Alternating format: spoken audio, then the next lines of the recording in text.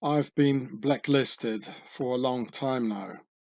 In Swaziland, by the pink list killers, by the world authorities who will not give me any passport, by the banks who will not have me open a bank account, and by YouTube who deleted entire channels of mine and about 400 videos deleted that are gone forever now.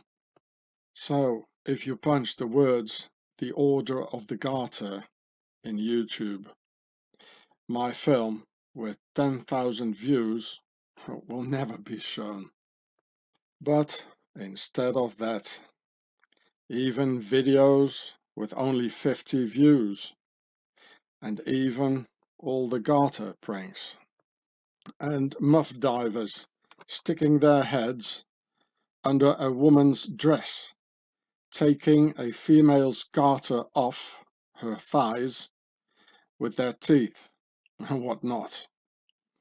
All of this is shown to the slaves and by the slaves, but not my film. Everything else but my film, because it was made by Hross.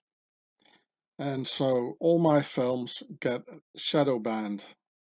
So not many people are offered the opportunity to watch and learn from them. Here, look, this is YouTube here. I punched in Order of the Garter in the search machine.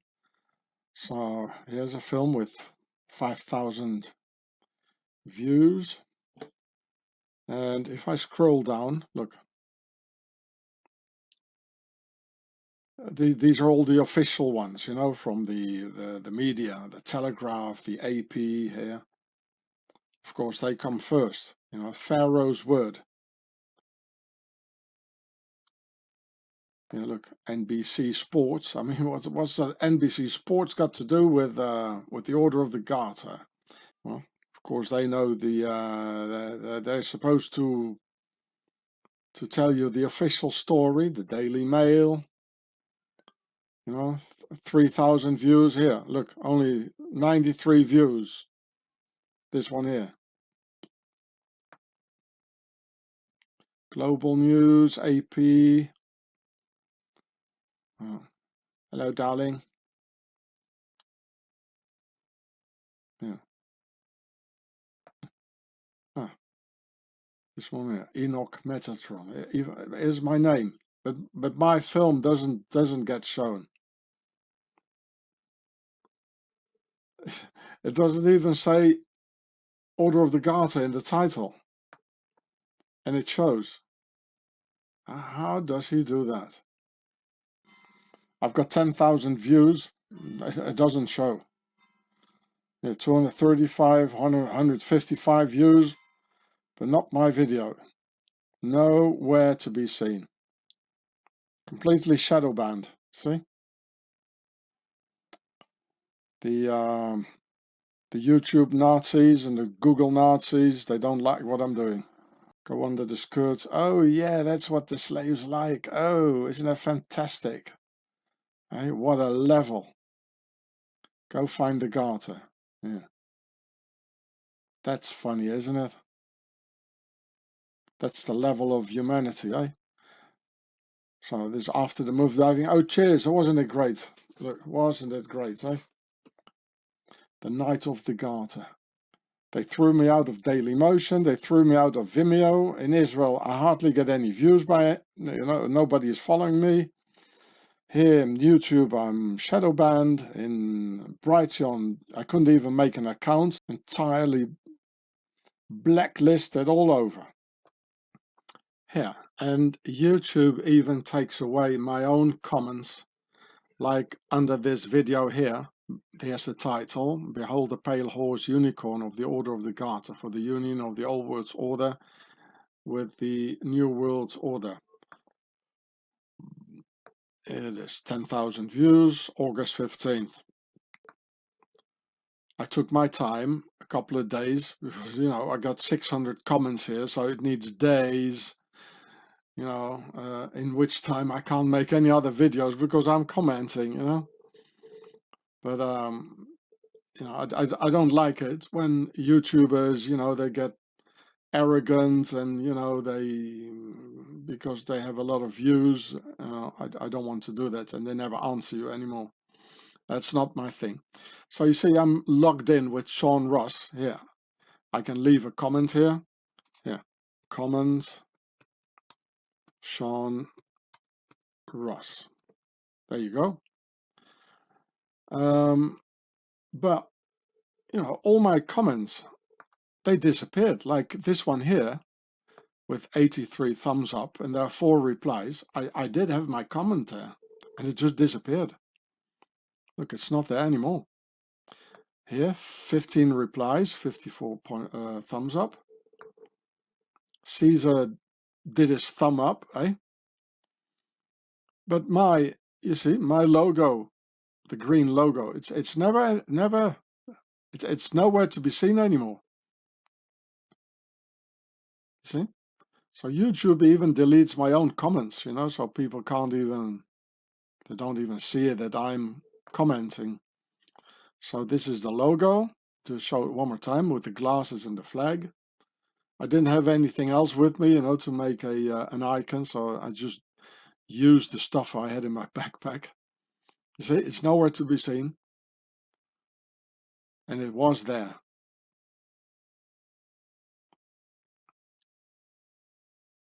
So YouTube is even deleting my own comments, you know. What a shame. Canada belongs to the crown, and the Canadians are slaves of the royals. Therefore, the Canadian flag has the red and white colors of the pharaonic royal houses of the Per Het White House and the Per Tasser Red House. It has a square in white for the concept of 4, and in red a big fleur-de-lis and symbol of the French nobility, as both the Royal Old World Order and the Templar New World Order were founded in France, and the New World Order eventually realized in Switzerland. And each one of the 3 parts has again a fleur-de-lis.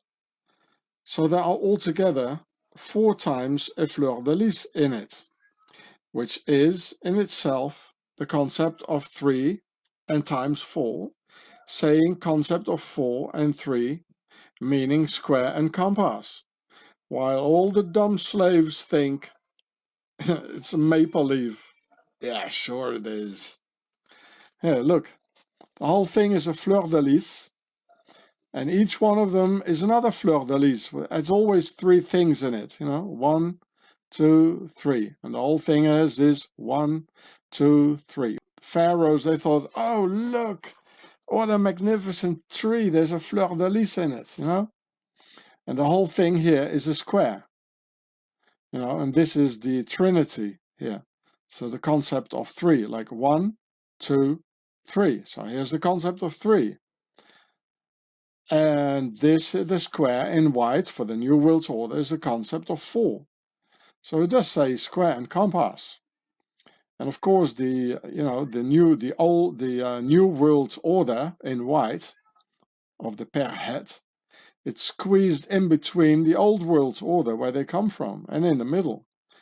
That's why the fleur-de-lis is red, because red is the color of our masters. And underneath, in this picture here, there's even a Templar's Tau symbol, coming from the pharaonic Ankh symbol for life, the life of Pharaoh's aristocracy only, of course. And of course, the fleur-de-lis is in red for the Old World Order, our masters' origin, and the white for the New World Order, squeezed in between 2 times the Old World Order nobility, which was before and after, and always will be. Well, at least that's what they hope to be.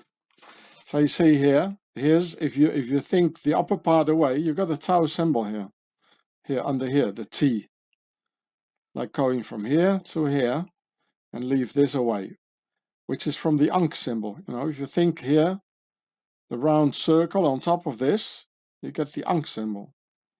So even this is, in this picture here, there's definitely this T integrated in it, which is not a coincidence. So here you see the other flag of Canada, of Quebec, and it has the fleur de lis, which is the symbol of the French nobility, and which is the same as we just saw in red. The country has it all over. And even the English nobility, they come out of the French nobility originally. And before that, they were in Rome, chased away. Before that, in Greece. Before that, in Persia. And before that, they all came from Egypt. So you got the same trinity here, the big one here, and then two at each side. This is in blue for the war and white for the New World Order. So both the Old World Order, with French as the worldwide aristocratic language, and the Templar New World Order from Troyes were made in France. And French women, through the Jus Prime Noctis, made an alliance with the Old World Order nobility. All in all, leading to the murder of the French man in World War I, making a new race of French men, who are merely sex rabbits of the bred human race, who only think la femme and l'amour all the time, and therefore Frenchy betraying the jaywalkers to the Nazis in this Hross matrix breeding of modern man. And as the jaywalker women stayed like 100% loyal to their man, well, they had to go too, in a final solution, through the alliance of the European bitches and witches with Pharaoh's aristocracy. Nobody saw it coming.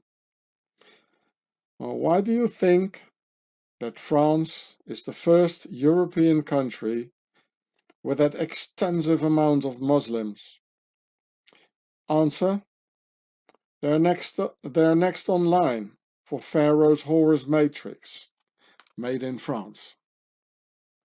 Therefore, it had to be in France that the global kickoff message for the actual bug war against humanity had to be given from out of France, and from the very place the Knights Templars would have been annihilated if they wouldn't have had their safe haven in the Swiss Alps.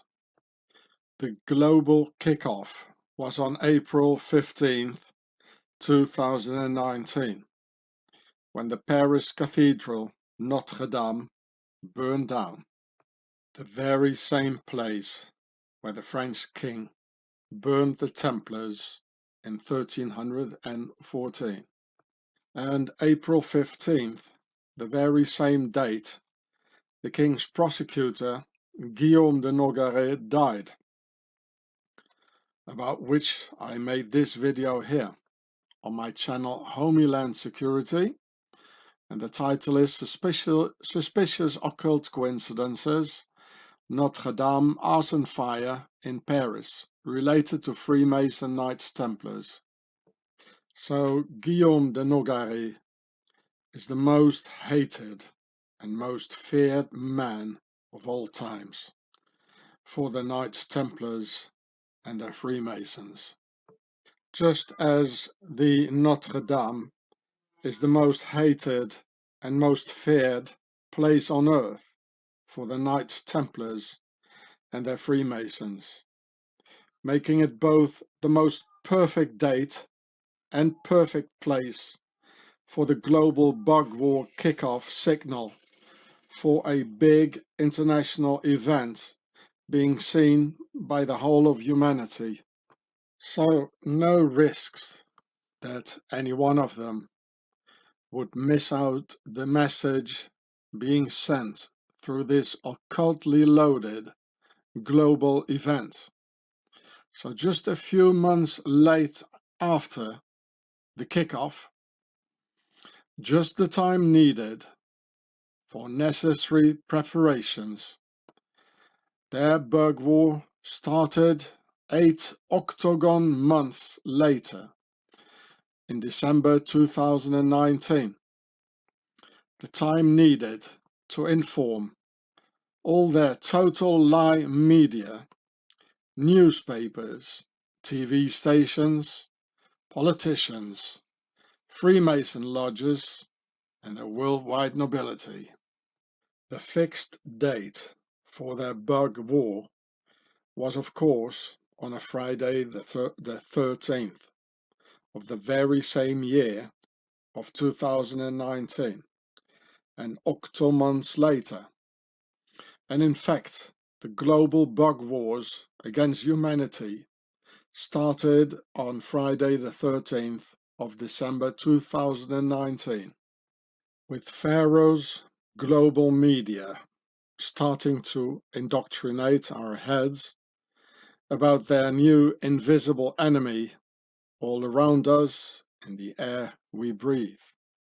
And look, they even say it themselves. The Homeland Security, they even say it, the invisible enemy. And of course, the government themselves knows best about invisible enemy, because they produce them themselves, as here in a CIA manual entitled Silent Weapons for Quiet Wars. The invisible enemy, like the invisible hand of Freemasonry.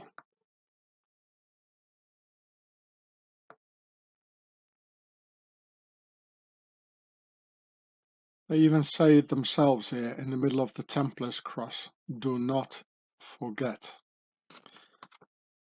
Yeah, Friday the 13th.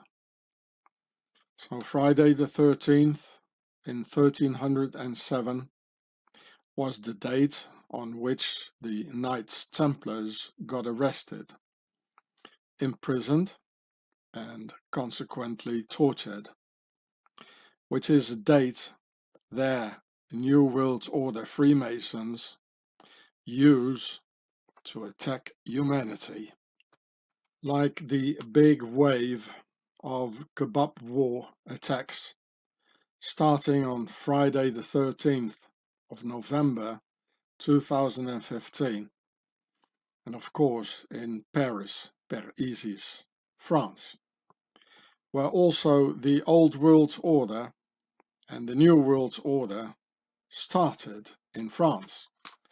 And here you see the multi-site, multimodal terrorist attacks in Paris on Friday the 13th. You see, there were 4 attacks simultaneously, which is the concept of 4, which is us, the base of a pyramid. The base of a pyramid is a square with 4 corners or 4 sides, which is us. We are down at the hierarchy, down at the pyramid. So this is a war against us.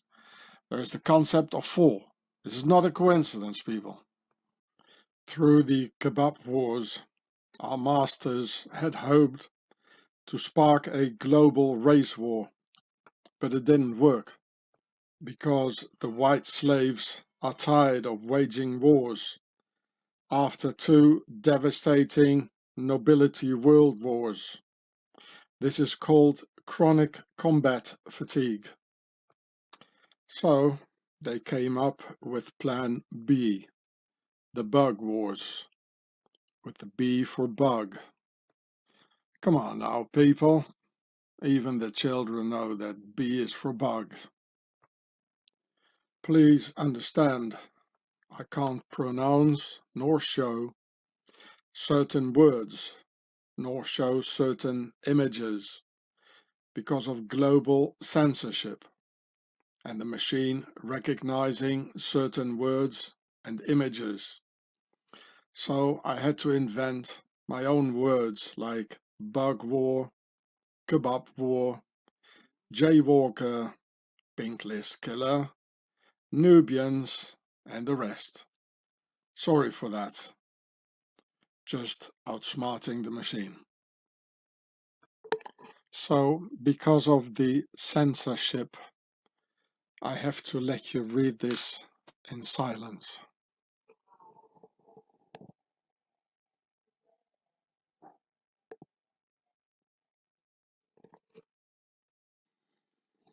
It means, I can't pronounce it for you, but it means kill the stars.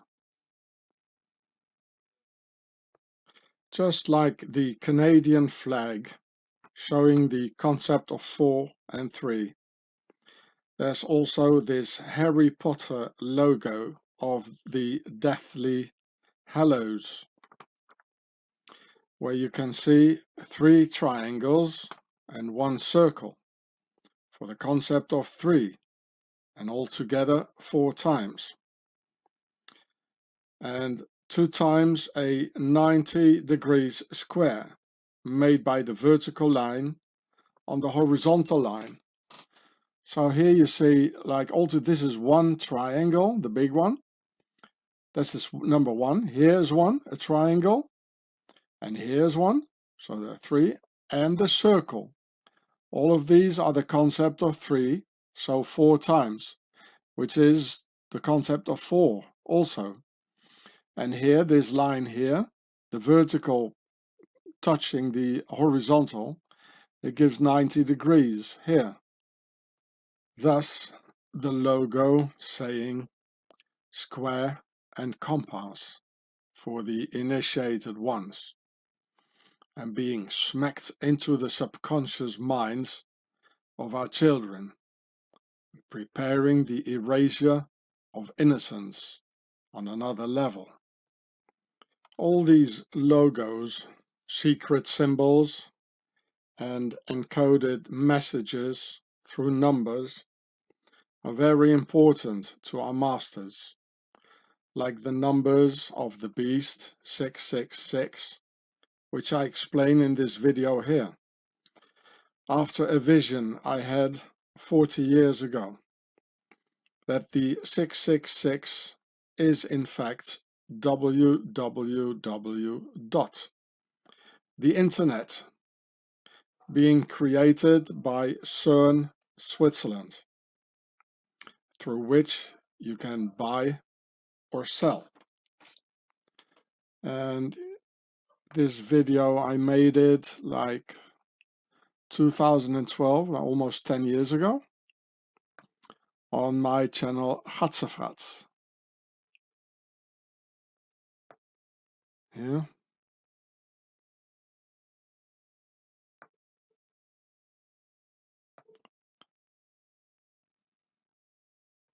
So the first step you have to take if you want to understand this number 666 is to visualize this number into Roman ciphers, because at the time, like in the year 70, when the vision was received, we didn't have these Arabic ciphers yet, which we call Arabic ciphers, but in fact they come from India. So, and these ciphers, they came with the Islamic expansion in the 7th century, before we had these sort of ciphers. And if you have a vision, which I had, it's many times it's blurry, you know, and you have to interpret it. So the thing he saw was this here, but there was nothing in that time that resembled this sort of a W. So with all the lines here, you know, like this, he thought it was this 666 and not this. And with this you can buy and sell. And now very soon, with their bug war and their green pass, it's already happening. They're going to stop you from buying and selling unless you have the green pass. And then you can go into the internet and buy and sell, even in shops. And this is happening now. And the Roman W, it was like, you know, like this, very round. It's called the uncial. So there was really nothing else that resembled this. Only this resembled this. And this here shouldn't be visualized like this, but it should be like this. But 666 is maybe not the same as 666, which stands in fact on the $1 bill inside the MDCCLXXV1 for 1776, where 666 is DCL-XV1. So as you all know, there's nothing new. This here, MDCCLXXV1, it adds up to 1776. But in this number, it stands on the $1 bill. Well, I'm not going to show you that thing again, the $1 bill, that means. But here, DCLXV1,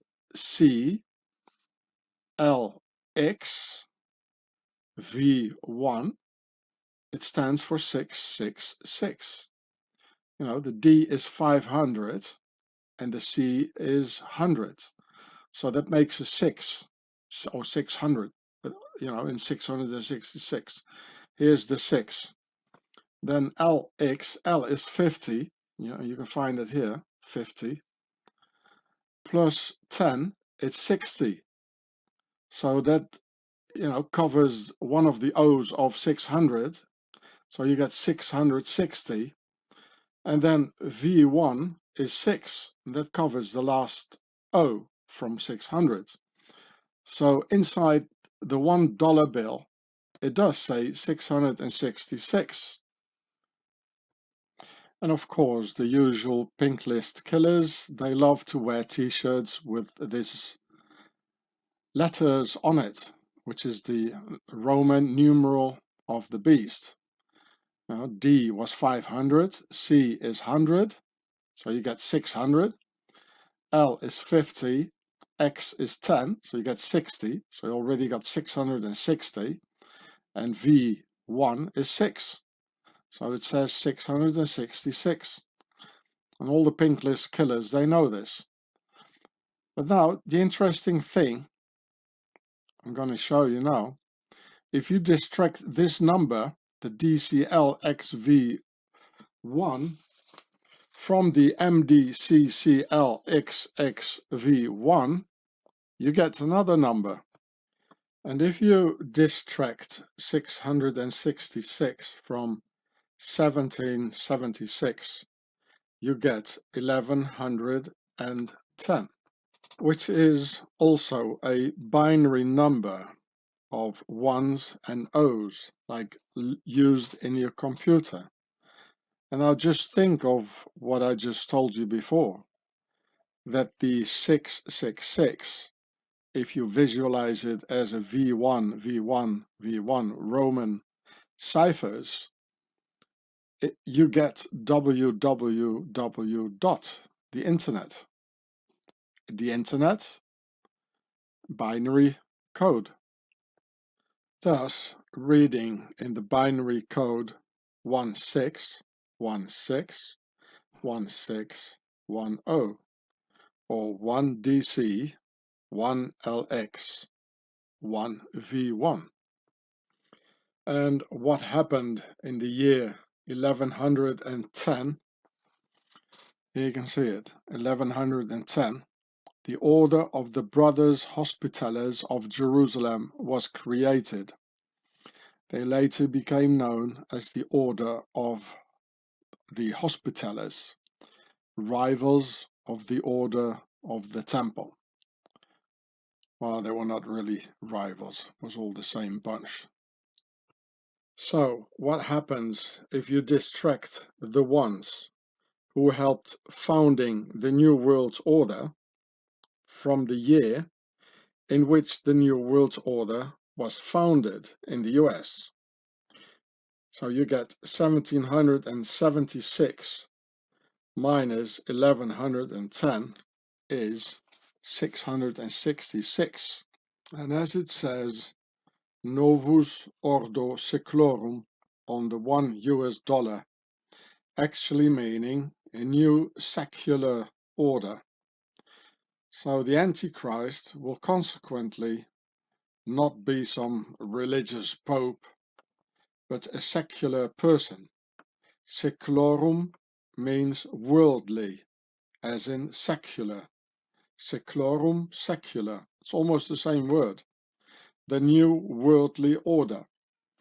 And here is the order of the Knights Templars of Jerusalem. It says the secular order militantes of the Temple of Jerusalem.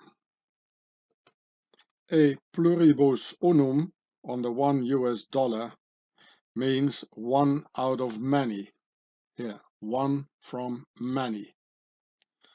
As in, where we go one, we go all. From the Templars saying, one for all and all for one. E pluribus unum. One from many. Same thing.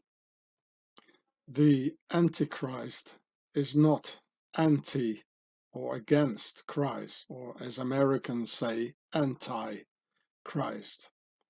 As in the English language, it is a very bad translation out of Latin and leading to all those false Hollywood movies showing the dude as the devil, which he's not.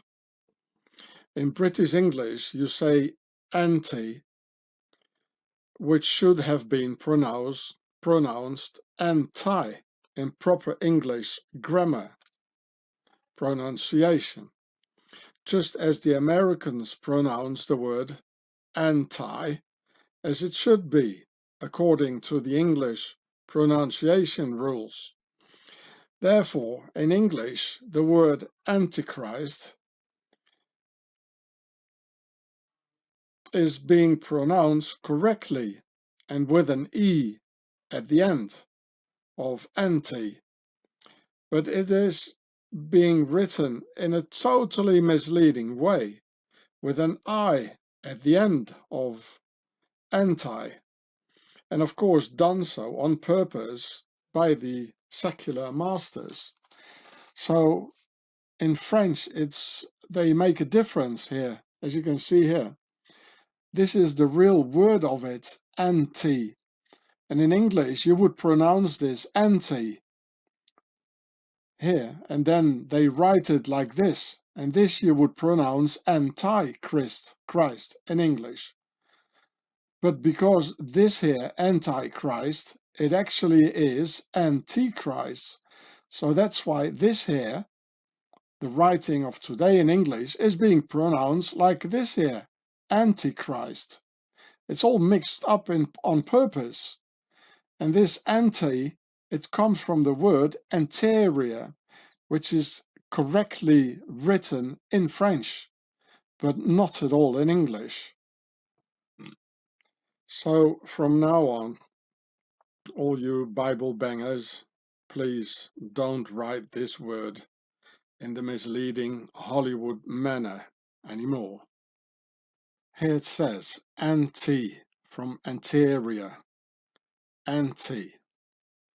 So in fact the bloke is anti with an E at the end from the word anterior, meaning before, as being written here in French in the correct way with an E, anti.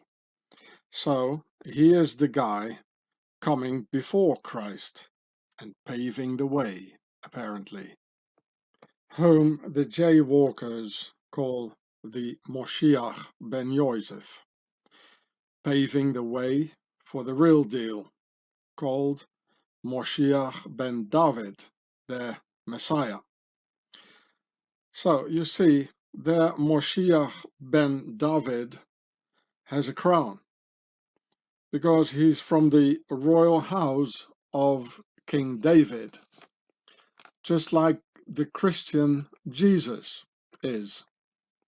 And the Moshiach ben Yosef has a crown of thorns, because in the Jaywalker books he's described as a good man fighting for justice, who has suffered tremendously.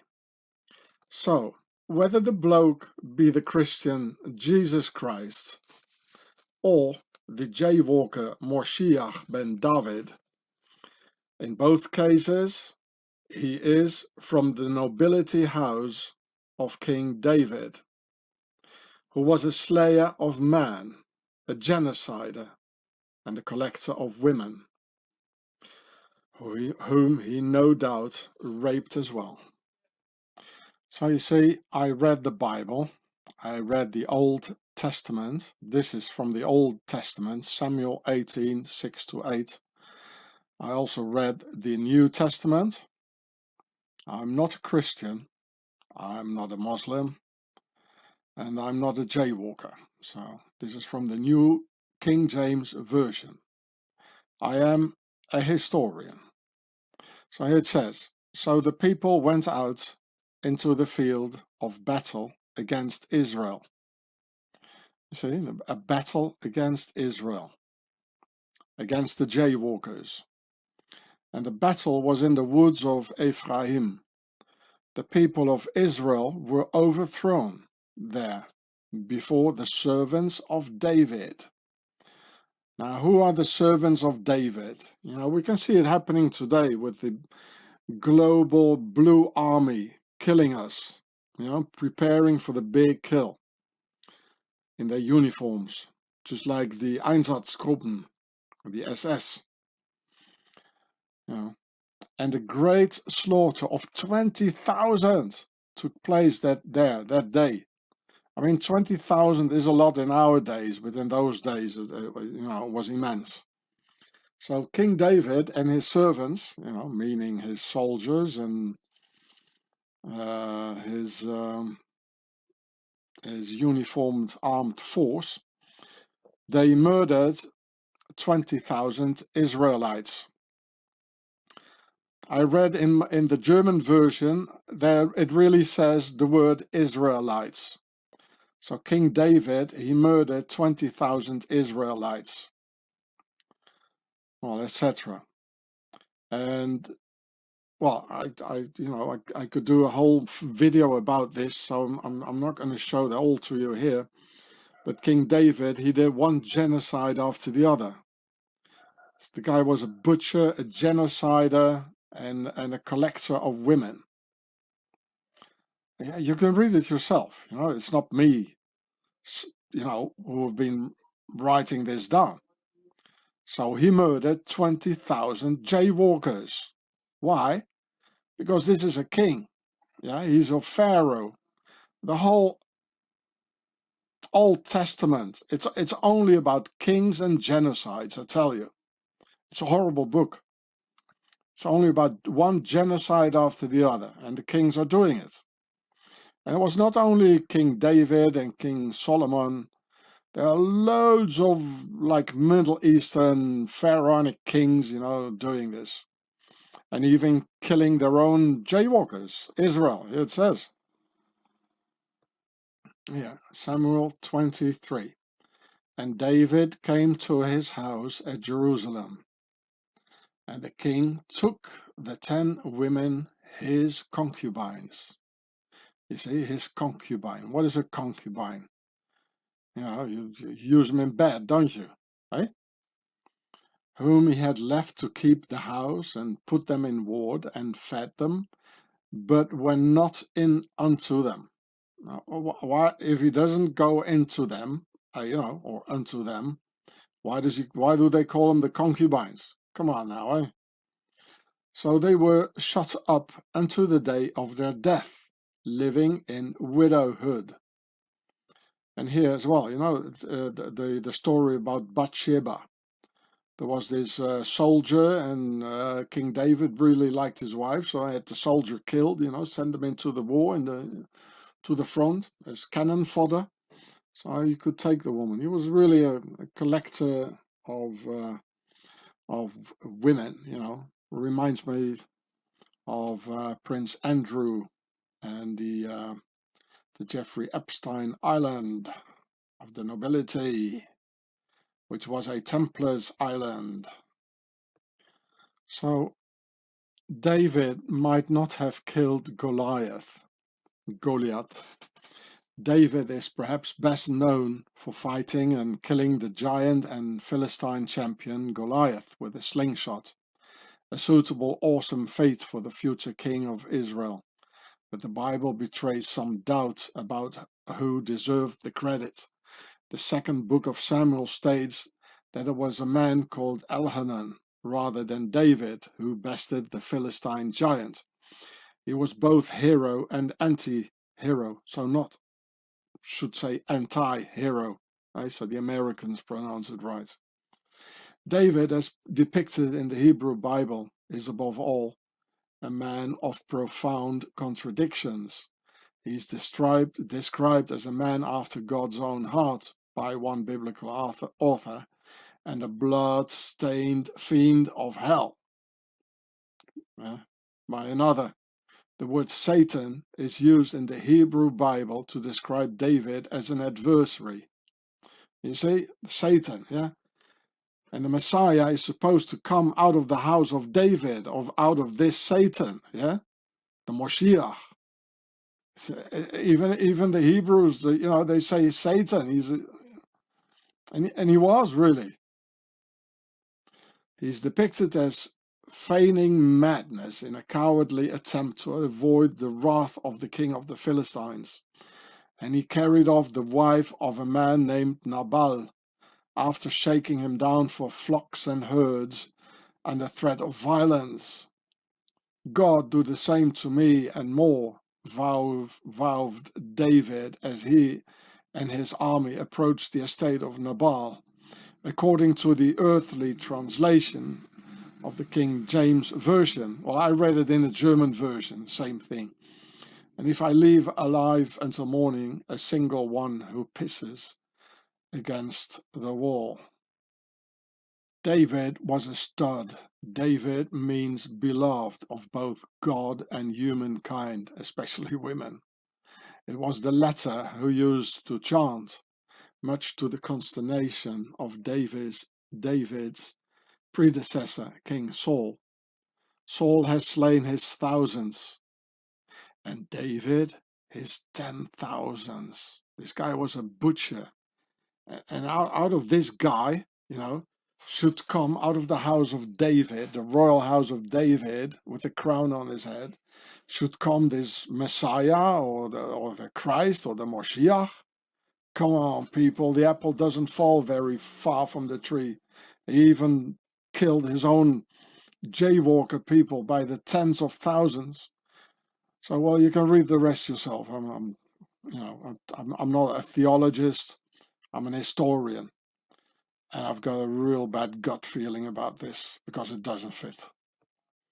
So, King David is a bit of a royal mixture between the Afghan slayer, Prince Harry, and the child rapist, Prince Andrew.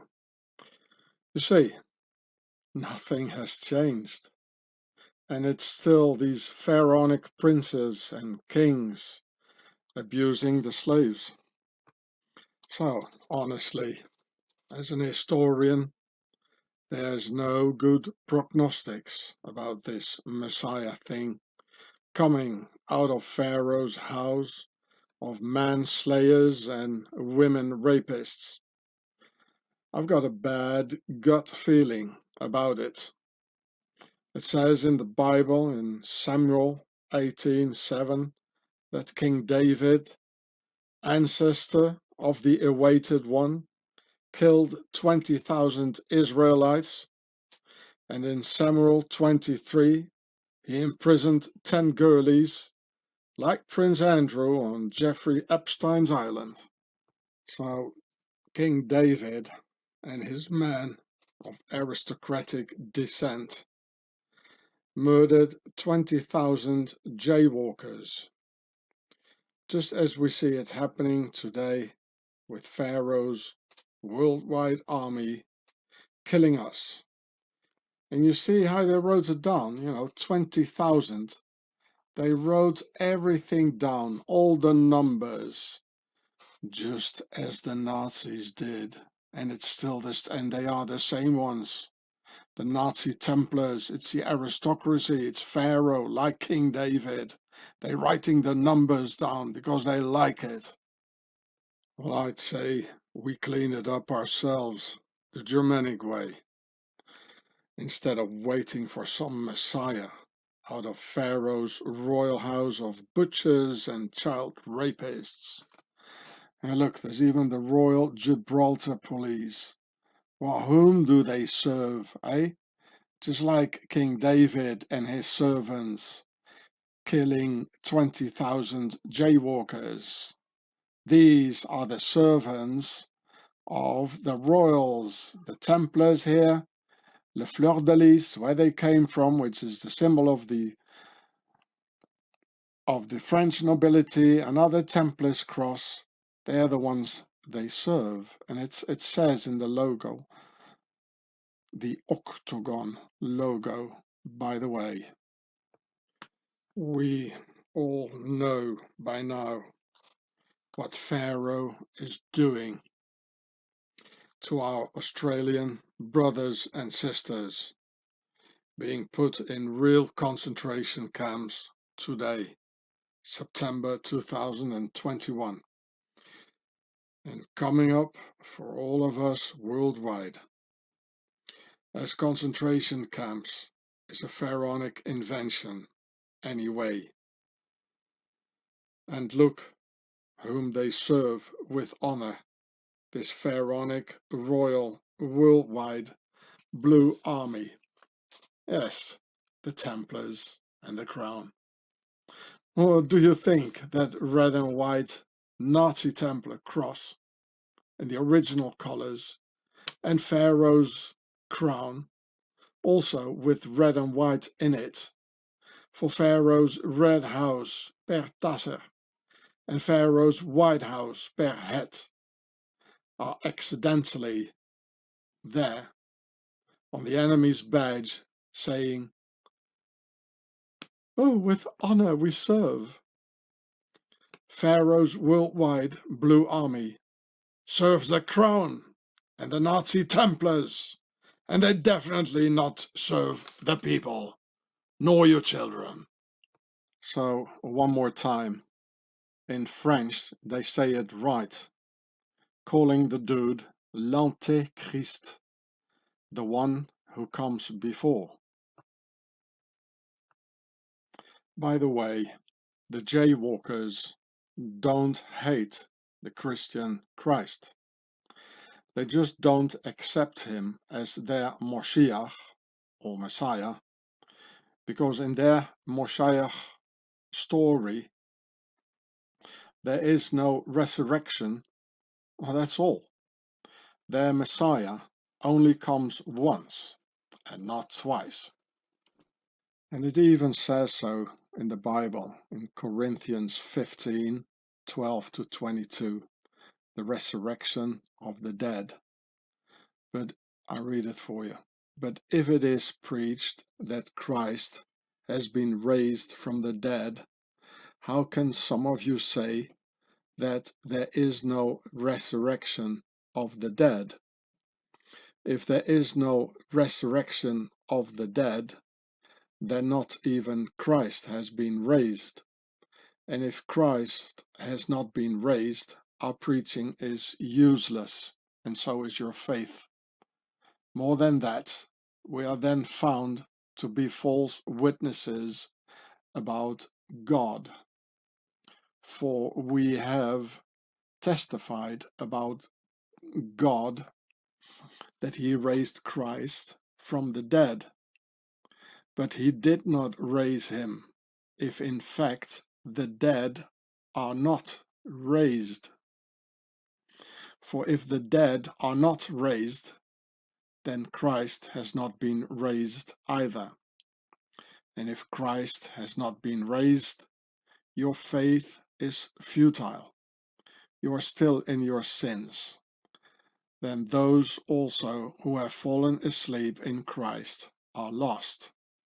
If only for this life we have hope in Christ, we are of all people most to be pitied. It's very important to understand that those bloodthirsty Romans killed and crucified Jesus on his cross, showing the horizontal and vertical rule of our masters because of Pharaoh's internal war between the horizontal New World Order and the vertical Old World Order. Here it says, the Roman Republic, I'll read it for you. Rome was founded about 509 before Christ. Romans founded a new type of government called a republic. In a republic, people chose officials to represent them, and the highest form of government in Rome was the Senate.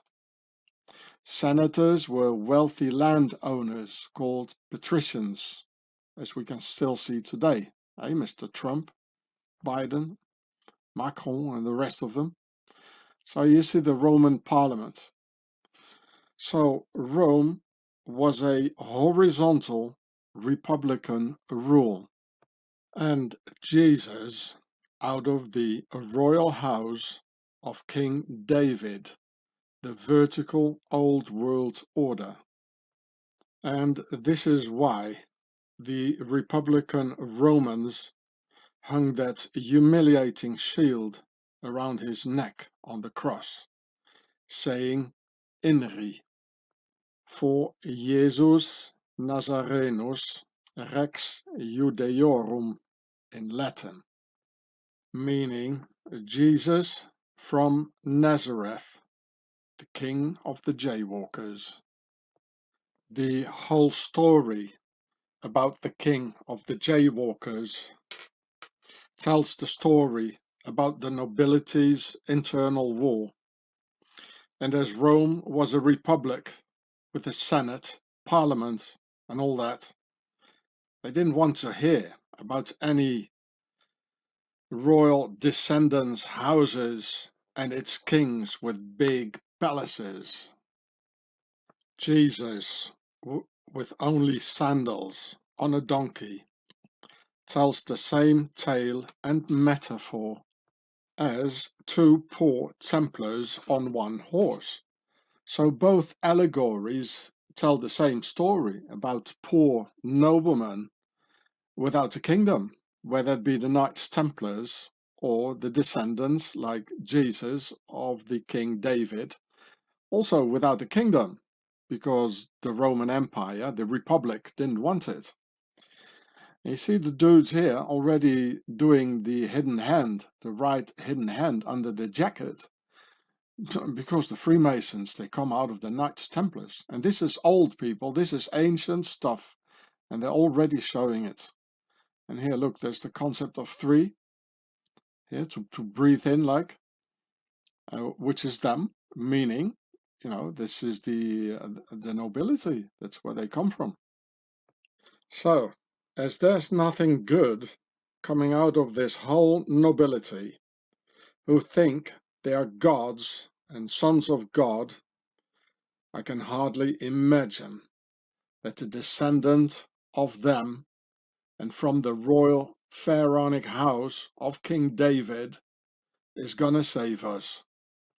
Therefore, and as everything is a lie by our masters, in which they changed the whole history by showing always themselves in the end as the heroes, the saints, the Peace Nobel Prize winners, and as the victors of everything.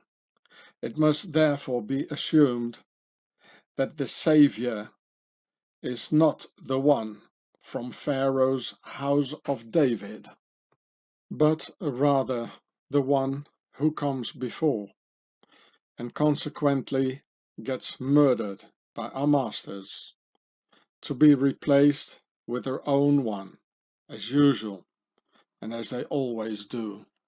Therefore, if there will be a Saviour of man at all, it will be the ANTE-CRIST with an E, the one who comes before, whom the jaywalkers call the Moshiach ben Joseph, who has suffered tremendously to help mankind, and not the other one, the royal one, just taking all the glory for himself, for which the Moshiach ben Joseph, the anterior Christ, the Antichrist with an E, has worked so hard for. This is why the satanic Hollywood, the TV, Pharaoh's media, and all those books and newspapers all portray the one who comes before as someone bad and evil, because in the end their own man or entity is supposed to get all the credit in order to continue to abuse humanity. The only solution is to believe in ourselves and clean the mess up ourselves, because we can't take the risk anymore and wait any longer for that undefined celestial help without any proofs and without any certainty at all. And in that Bible, they don't even talk about you, as the Bible is an Oriental book for Middle Easterners only, in which their Middle Eastern God didn't even know about the existence of Europeans or Asians. We ain't in it. Not even in the Bible, you're in it. The Bible stops at the Mediterranean, because God did not know there were any white race Europeans or Chinese. Another thing some dogmatic Bible bangers keep repeating all the time in my mails, in the comments, is the Jesuits. But no one ever tells me why, nor does anyone brings me any facts at all. So without knowing why exactly, they all say that the Jesuits control the world, probably after having believed for so many years the jaywalkers rule the world, or everything at the same time, probably. Okay, here we go. The Jesuits. It's very simple, if you know how the world works. So these are the two videos I'm going to refer to in a moment. Here's the title, and it is on the Israeli platform and also on YouTube, but I don't remember which channel.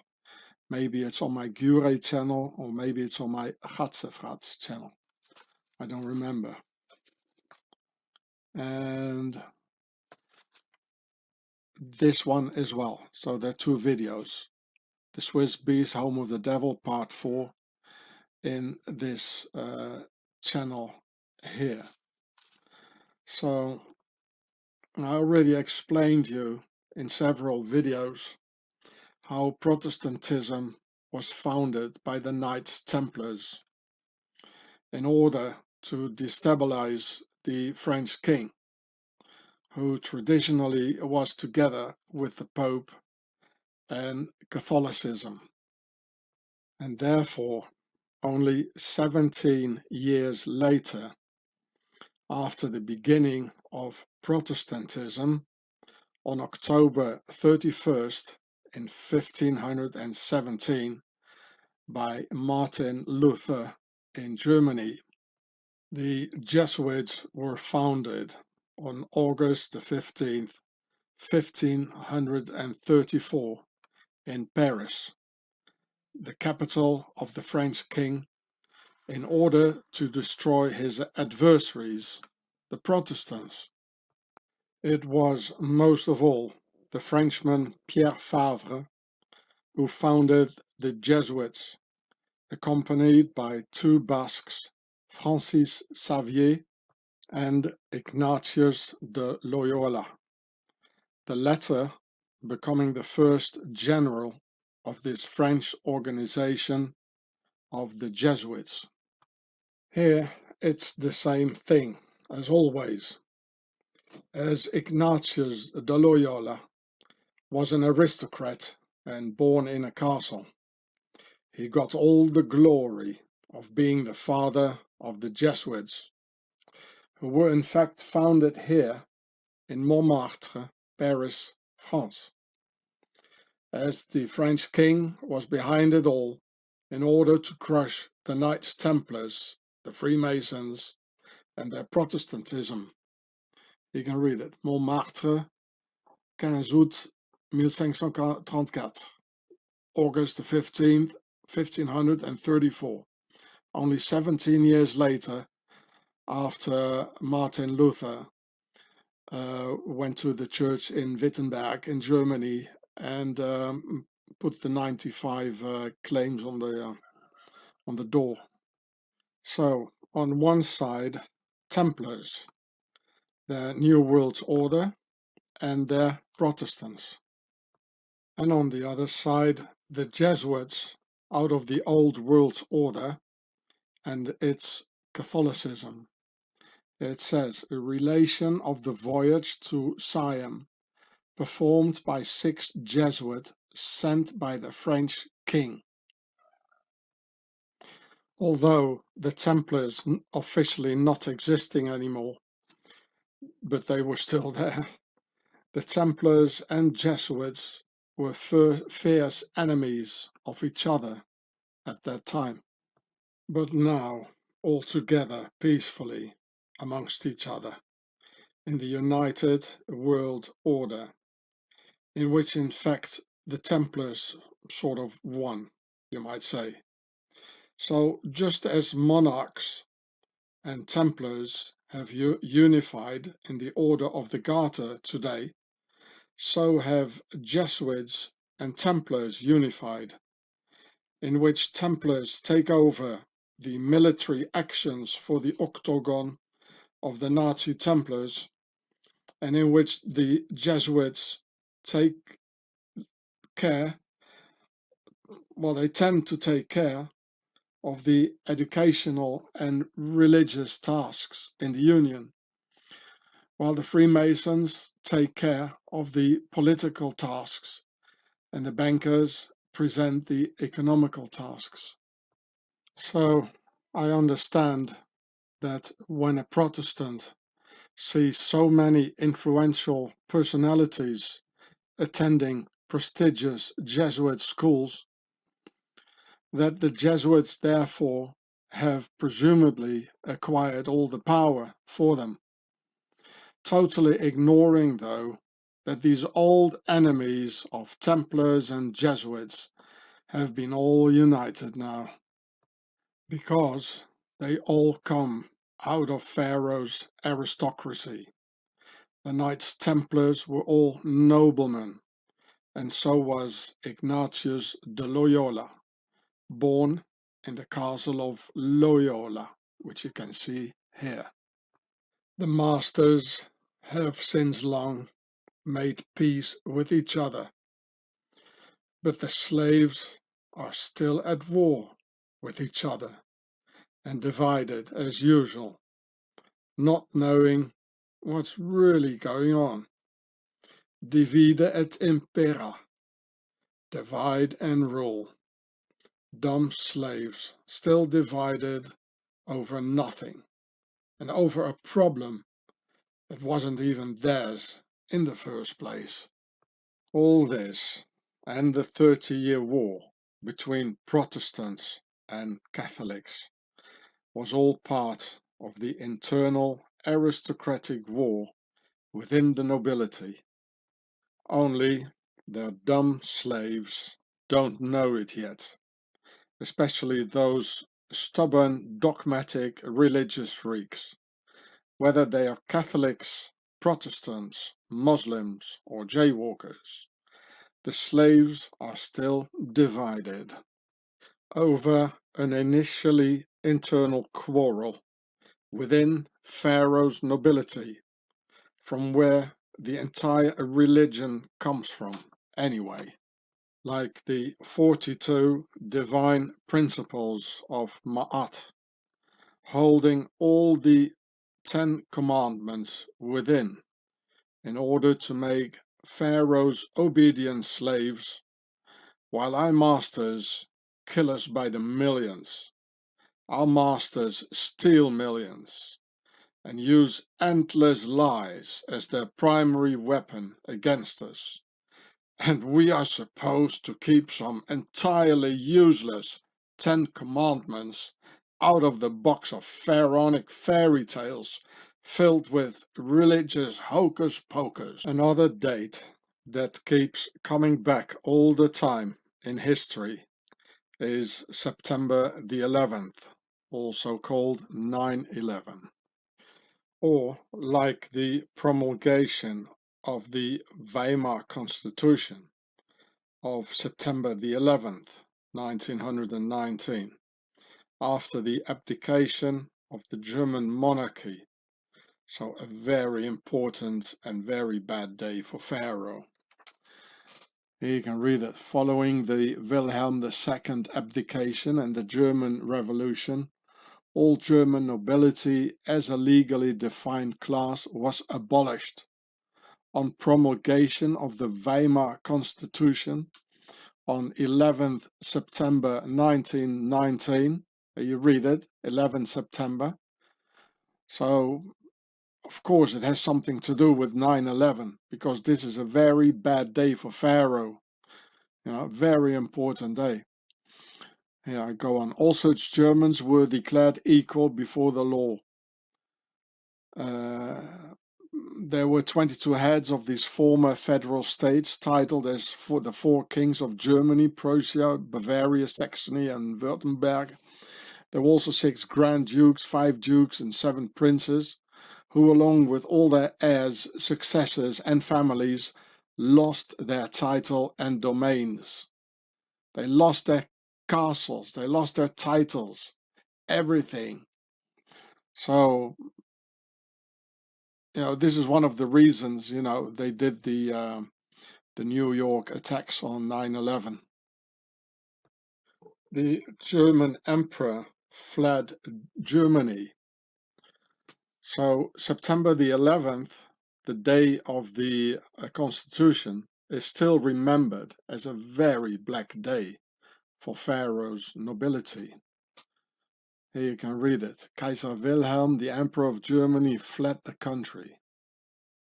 So, on September the 11th, 1919, the monarchy lost everything in Germany, and fearing that this phenomenon would spark worldwide. Therefore, Pharaoh chose this very same date of losing everything for their 9/11 New York attacks, for the start of winning everything back. Everything they lost on that very same date. And to force humanity back into a feudal system by Pharaoh's worldwide nobility. And that's why we see the fiercest at the moment in the Crown's colonies, like in Australia. So whoever thought that 9/11 was related to the abdication of the German monarchy and its promulgation of the Constitution on September the 11th. Nice, we see.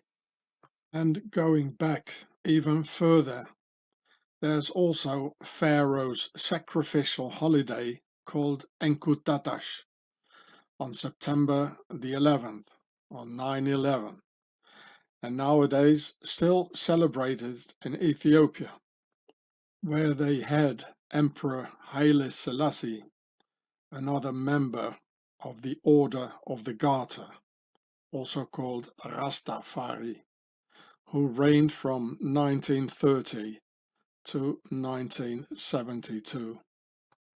There you go, you Rasta guys. Your idol here, called Rastafari, was a knight of the Order of the Garter and part of what you call Babylon.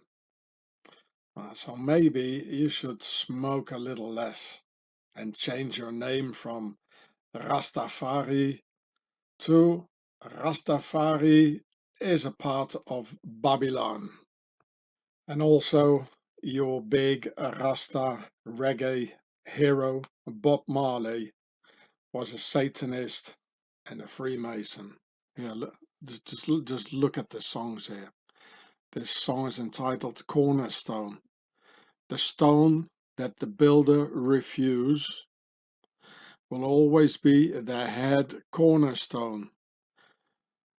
The stone that the builder refused will always be the head cornerstone. You're a builder, baby, here I am, a stone.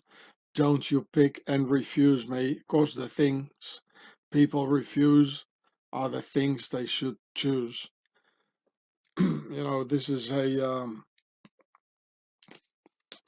praise to Freemasonry, the cornerstone, very important to them. You find it on the $1 bill, eh?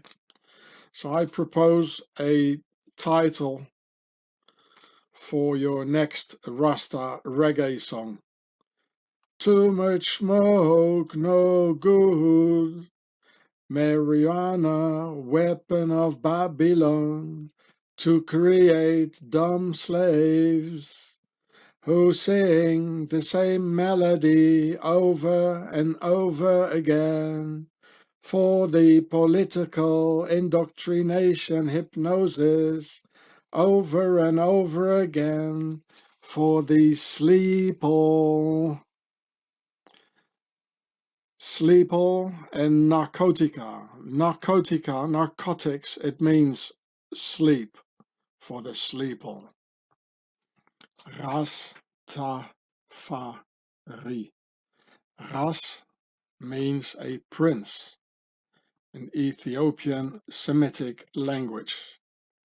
Ras almost sounding like Hross, and Ras is most likely from Horus, the prince. And Fa in Pharaonic Demotic means to arrive, and Ri the sun. And Ta, I don't know, without my books. So Rastafari means Horus arrives from the sun. And Tafari was his original name of the Emperor Haile Selassie, called the Prince Tafari, Ras Tafari. I told you so. It's always Pharaoh's aristocracy behind it all, and taking all the glory being adorned, as in that King David Messiah story. And here the Messiah is called Emperor Haile Selassie Rastafari. It's always the same master-slave show. Here it says, Rastafarianism, it's a religious cult based on a belief that Ras Tafari, the Prince Tafari, Haile Selassie, is the Messiah, and that Africa, and especially Ethiopia, is the promised land. Because Rastafari, Haile Selassie, also is a direct descendant of King David and his son, King Solomon. You all see the line of the nobility here, eh? The very same religious hocus pocus to worship some pharaonic king or emperor as if he were God himself. And for the slaves, oh, so nice to be part of an influential group with big shots like kings and emperors, to be honored in this pure idolatry of Pharaoh, being the total deceptive contradiction about what they sing about love and freedom and whatnot. The Emperor Haile Selassie, Rastafari, was a direct descendant of King Solomon and the Queen of Sheba. Therefore, the line of King David, with a crown on its head and red eyes, also the general line of the nobility, and the seal of Solomon, and also the Swiss cross. Here, this is a Swiss cross on a red underground. In the royal banner of Rastafari, the Emperor Haile Selassie, of the direct descendant of King Solomon and also of King David, of course. And of course, wearing the same pharaonic sash, octagons, and Templars crosses on his chest as the rest of these pharaohs. Now look, there's the octagon, a Templars cross, here's the sash, and this is what a pharaoh looks like. They got these very long noses. Also the European kings do have that. Go and have a look. So when a descendant of King David and King Solomon is wearing a whole bunch of octagons, Templars crosses, and pharaonic sashes on his chest, then what are King Solomon and King David? Well, pharaohs, of course, also called the Erev Rav,